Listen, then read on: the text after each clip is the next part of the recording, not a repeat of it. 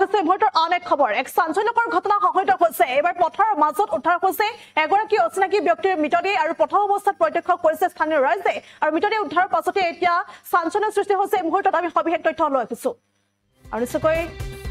এক চাঞ্চল্যকৰ ঘটনা বুলি ক'ব লাগিব কিয়নো এবাৰ পথাৰৰ মাজত উদ্ধাৰ হৈছে অচিনাকি ব্যক্তিৰ মৃতদেহ উদ্ধাৰ হৈছে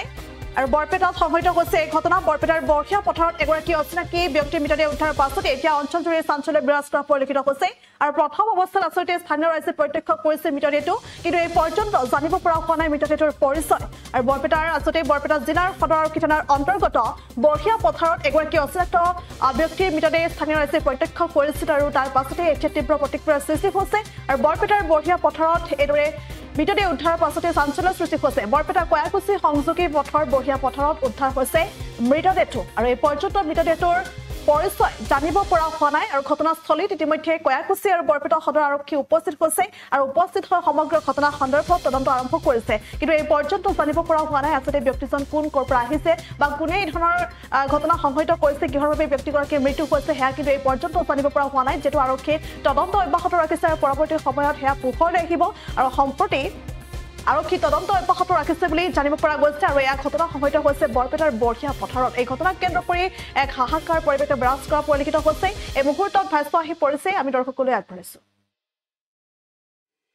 ৰাস্তাতে ফুৰিব আহিছো পুৰাতে দেখা পাওঁ ডেড বডিটো পৰি আছে ৰাস্তাতে পৰি থাকাতে আমি তেতিয়া মানুহসমূহ আমি কোনো লাৰা নাই নালাৰাতে আমি পুলিচক খবৰ দিলোঁ তাৰপিছত গাঁওবুঢ়াকো ফোন কৰিলোঁ গাঁওবুঢ়া চাওক আমি অচিনাকি মানুহ পৰি আছে ৰাস্তাতে আমি চিনিও নাপাওঁ আমি কায়ো লাৰা নাই সেনেকৈ পৰি আছে তাৰপাছত আমি পুলিচক খবৰ দিছোঁ না আমি আহি নিজেই দেখা পাইছোঁ আহি 6:30 বজাত ৰাস্তাত পৰি আছে উল্টা পকা হৈ পৰি আছে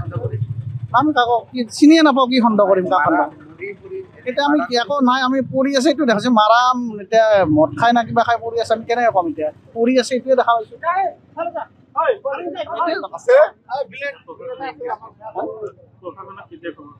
না প্ৰশাসনত তেতিয়াই কৈছোঁ প্ৰশাসন অলপ দেৰিকৈ আহিছে এনে ঠাণ্ডাৰ দিন সেইকাৰণে দেৰিকৈ আহিছে অলপ গাঁওপ্ৰধান পুতলাটি আৰু খামলাপেটা গাঁৱৰ আৰু পাখুৱাটিৰ পাম্পটো মোৰ ইনচাৰ্জত পৰে বুঢ়িয়া পাথৰ আৰু পাখুৱাটি পাথৰ কিন্তু 31 তাৰিখত ৰাতিপুৱা